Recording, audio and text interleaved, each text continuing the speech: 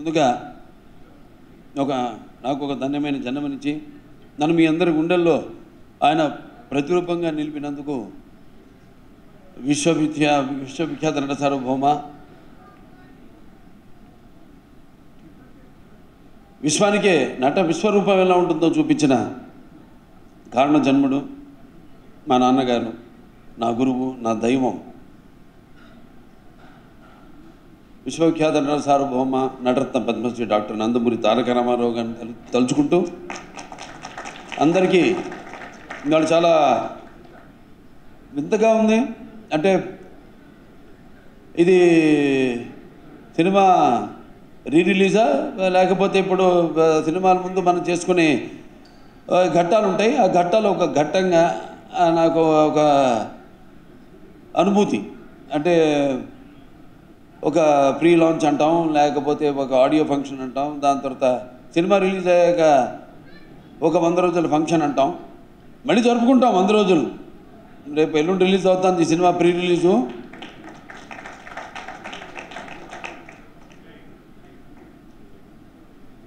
వారాహి చలనచిత్రం వాళ్ళు సమర్పించిన సాయి కొరపాటి గారికి, అనిల్ శుంకర్ గారికి, అలాగే 14 న్యూస్ నిర్మాతలు రామ్ ఆచంట గారికి, గోపి ఆచంట గారికి, సాయి కొరపాటి గారికి ముందుగా నా శుభాకాంక్షలు తెలియజేసుకుంటూ, అలాగే ఈ కార్యక్రమానికి చేసిన నా అభిమానులకైతేనేమి, టీవీ మాధ్యమం ద్వారా ఈ యొక్క పండుగను, ఈ యొక్క వేడుకను, ఈ సంబరాన్ని చూస్తున్న ప్రేక్షక దేవుళ్ళకైతేనేమి, అలాగే నా తోటి కళాకారులకు, సాంకేతిక నిపుణులకు, అలాగే ప్రింట్ అండ్ ఎలక్ట్రానిక్ మీడియా వారికి, ఆహ్వానితులకి అందరూ కూడా నా హృదయపూర్వక నమస్కారం తెలియజేసుకుంటున్నాను.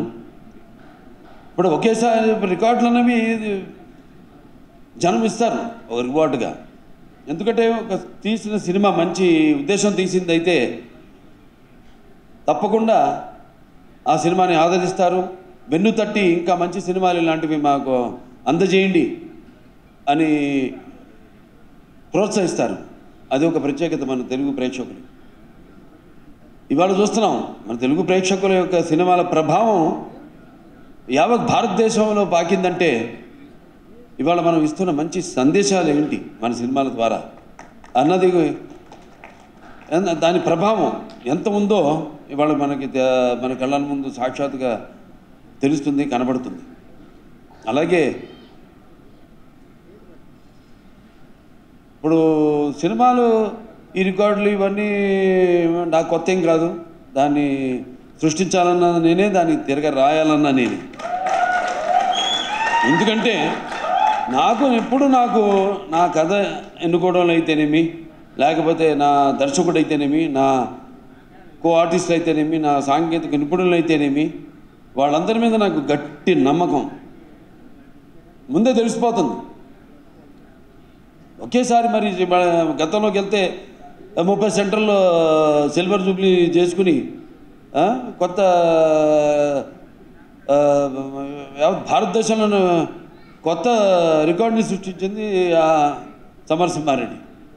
అలాగే 105 సెంటర్లో ఆ రోజుల్లో శతదినోత్సవం జరుపుకుని 100 కేంద్రాల్లో 100 రోజులు ఆడిన సినిమా నరసింహనాయుడు.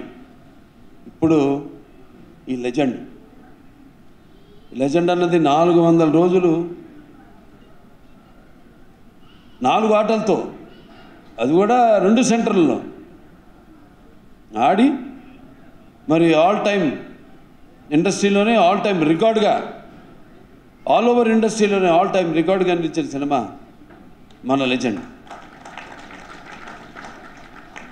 అలాగే 1116 రోజులు 4 ఆటలతో ఆడి మరొక కొత్త రికార్డుని, ఈ 4 అంకెల రోజుల్ని దాటిన మన సౌత్ ఇండియాలో ఏకైక సినిమా మన లెజెండ్. అంటే ప్రేక్షకులు ఆదరిస్తున్నారంటే సినిమా కేవలం వినోదానికే కాదు, ఒక బాధ్యత.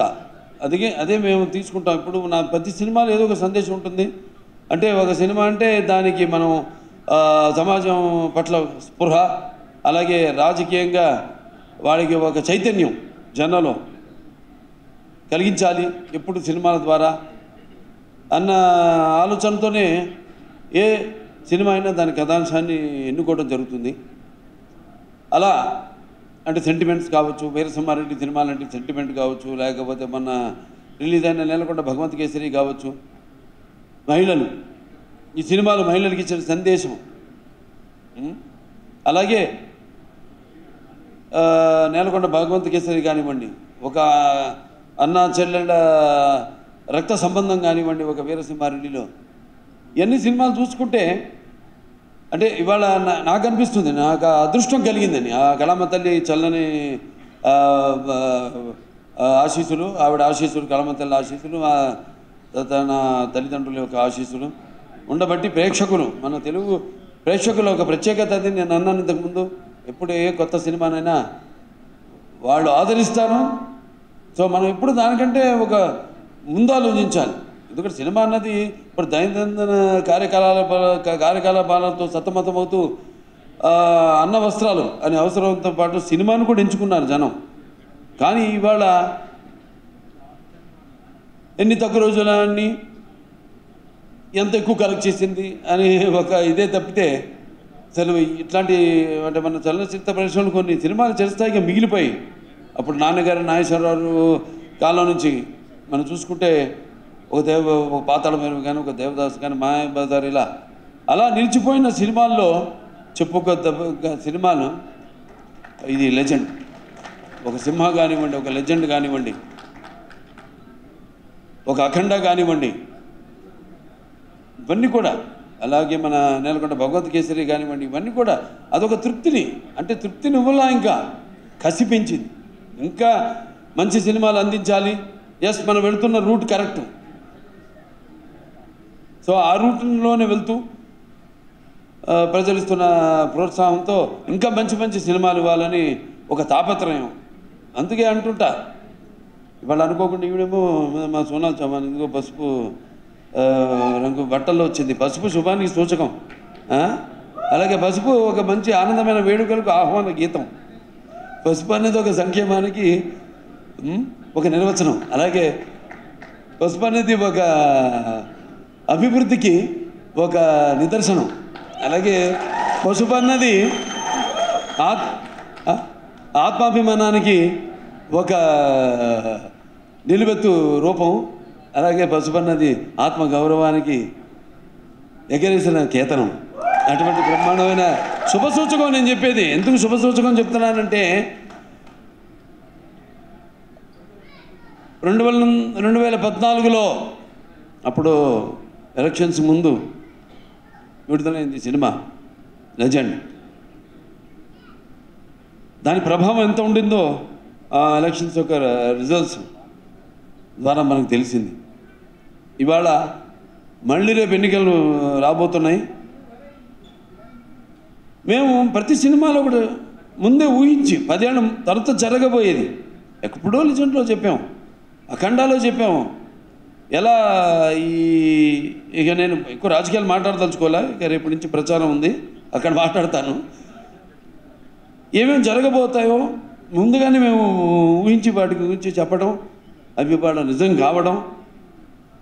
సో ఇవన్నీ ఏంటంటే మాకు నేను చెప్పాను, మనకంటే జరగబోయేది అది యాదృచ్ఛికమో కాకతాళీయమో అది మాకు ఒక మన స్ఫురణలోకి రావడం, అది చూపించడం, అలాగే ఇప్పుడు జరగడం, ఇప్పుడు ఆ సంఘటనలు ఇప్పుడు జరగడం అన్నది దురదృష్టవశాత్తు నిజ జీవితంలో మనం చూస్తున్నాం.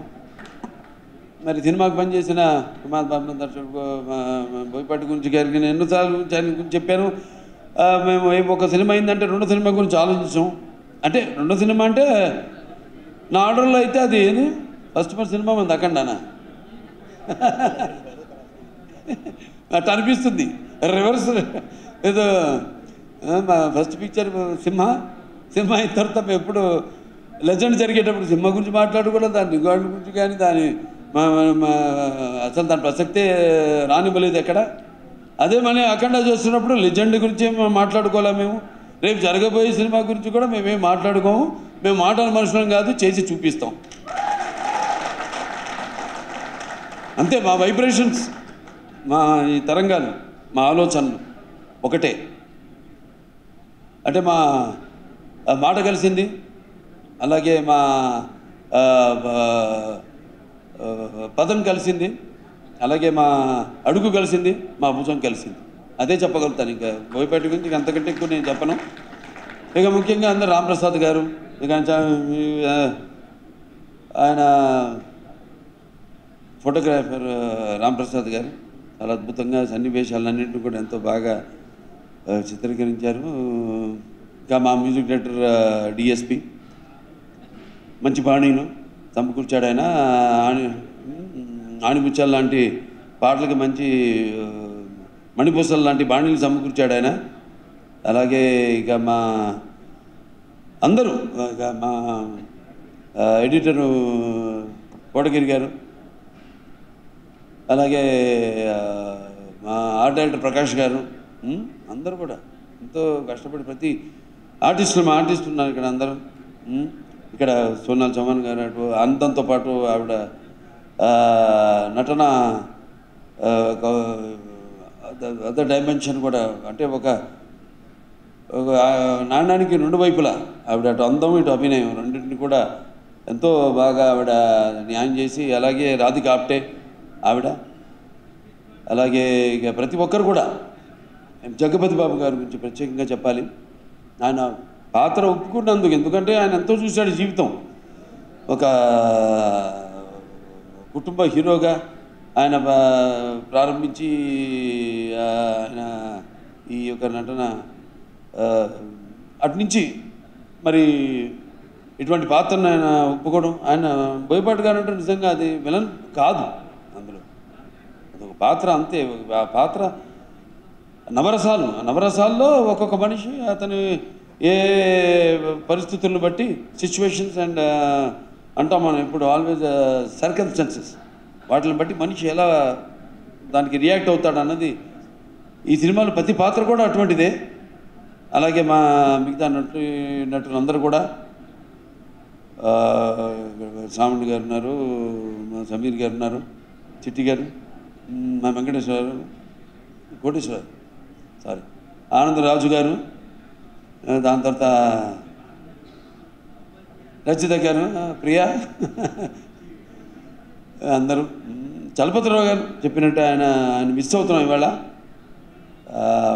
ఆయన ఆత్మ శాంతించాలని ఆయన ప్రార్థిస్తున్నాను. ఇంకా ఎంతోమంది అంటే ఈ సినిమా కోసం కష్టపడ్డారు.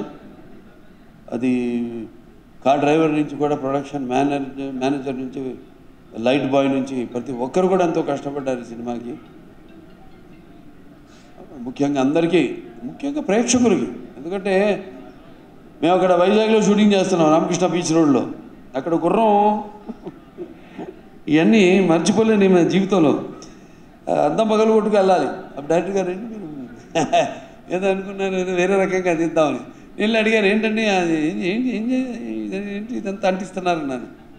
అడిగితే అంటే ఆయనకి నా మీద నమ్మకం అది. అంటే బాబా అది మన ఏదో గ్రాఫిక్స్ నేను చేసేస్తానని అని ఏమనలేదు కూడా. చూసి ఓకే బాబు షోరా చేస్తావా అన్నాడు. చేస్తాను అంతే, అయిపోయింది. 5 నిమిషాల్లో అయిపోయింది షాట్.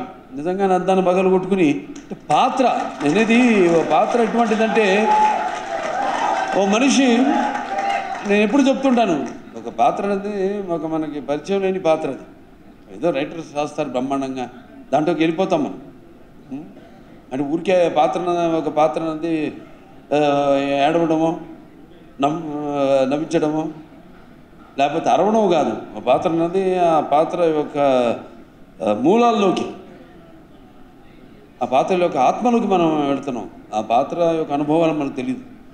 సో ఆ పాత్రలో మనం వెళ్ళినప్పుడు ఎన్నో దెబ్బలు తిన్నాను, జాగ్రత్తగా ఉండమంటారు. పాత్రలోకి వెళ్ళినప్పుడు గిచ్చుకోమంటారు, నువ్వు ఆ పాత్రవి కాదు, నువ్వు పలానా బాలకృష్ణవో లేకపోతే నువ్వు పలానా సోనాల్ చౌహాన్వో లేకపోతే నువ్వు అలా సమీరను అదొక పాత్రలాగా తయారాడు. అది వంట పాత్రలు ఉంటాయి. గంగాళాల్లో ఉండేవారంట ఆ రోజుల్లో, ఊళ్ళల్లో. అది నీకు కవలలే. సరే, చాలా సంతోషం. ఇవాళ మళ్ళీ సినిమా రిలీజ్ అవుతుంది. నా అదృష్టం ఏంటంటే ఇవాళ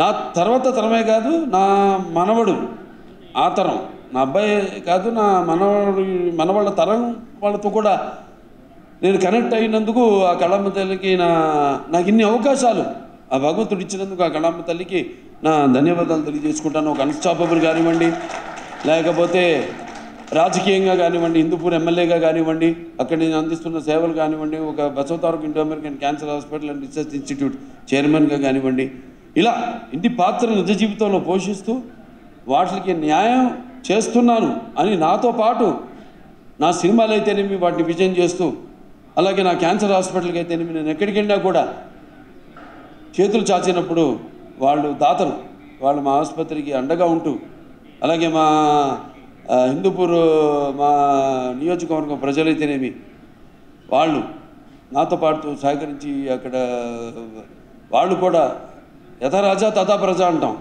సో అలాగే నాతో పాటు వాళ్ళు కూడా నా అభిమానులు అయితేనేమి వాళ్ళు కూడా ఎన్నో సాంఘిక సంక్షేమ కార్యక్రమాల్లో పాల్గొంటున్నందుకు చాలు. ఇంకా ఈ జన్మకి ఇది ఇంకా మీరు ఇది ప్రోత్సాహం అంటాను. సినిమాల విజయం అయితేనేమి, నేనేం చేస్తున్నాయితేనేమి, ఇది ఇలాగే ఈ యొక్క మన అనుబంధం అన్ని రంగాల్లో ఇలాగే కొనసాగాలని మనస్ఫూర్తిగా కోరుకుంటూ, ఇంకా మా శాయశక్తులు మేము ప్రయత్నిస్తాం. తప్పకుండా ఎప్పుడు ప్రయత్నిస్తాంతోనే మొదలవ్వాలి. ఏదైనా మొదటి సినిమా మళ్ళీ అది నాకు ఇది 109వ సినిమా ఇప్పుడు రాబోతుంది. అయినా నేను మొదటి సినిమానే తీసుకుంటాను. అది ప్రయత్నిస్తాం మళ్ళీ ప్రయత్నిస్తాను అన్న ఒక తపన. అదే నన్ను ఇవాళ ఇలా మీరందరూ అభిమానించే నటుడిగా మీ ముందు నన్ను నిలబెట్టిందని అన్నది నా నమ్మకం. సో ప్రతి ఒక్కళ్ళు కూడా మరొకసారి ఈ సినిమాని అంత విజయం అప్పుడు చేసినందుకు, మరి రేపు చేయబోతున్నందుకు అందరూ కూడా నా ధన్యవాదాలు. నా అభిమానులందరూ కూడా నా ధన్యవాదాలు. అలాగే చలనచిత్ర పరిశ్రమకు కూడా ఇటువంటి మంచి సినిమాలు ఇంకా అందరూ కూడా అందించాలని మనస్ఫూర్తిగా కోరుకుంటూ నేను సెలవు తీసుకుంటున్నాను.